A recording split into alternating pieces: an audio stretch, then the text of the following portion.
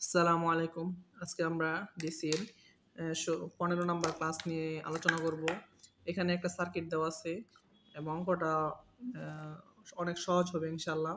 এখানে দেখেন পাশের চিত্র হতে সার্কিট হতে E এর মান বের করো। হ্যাঁ? E এর মান চাইছে আমাদের কাছে। তাহলে যখন আমি E অর্থাৎ সাপ্লাই ভোল্টেজ, টোটাল ভোল্টেজ অথবা ইটি, বিটি এগুলো সবই একই মানে মেইন ভোল্টেজটা প্রকাশ করে। ইটি দিয়ে কখনো বিটি দিয়ে কখনো প্রকাশ করে। তাহলে আমরা দেখেন এখানে টোটাল ভোল্টেজটা বের করব। টোটাল ভোল্টেজ বের করার জন্য টোটাল কারেন্ট লাগবে, টোটাল রেজিস্ট্যান্স লাগবে।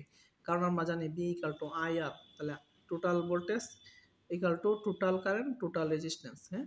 তাহলে দেখেন এখানে ৩, ২ কত আছে? সিরিজে আছে ৫। এই যে আমরা ৩, ২ মিলে একটা রেজিস্ট্যান্স করলাম ৫।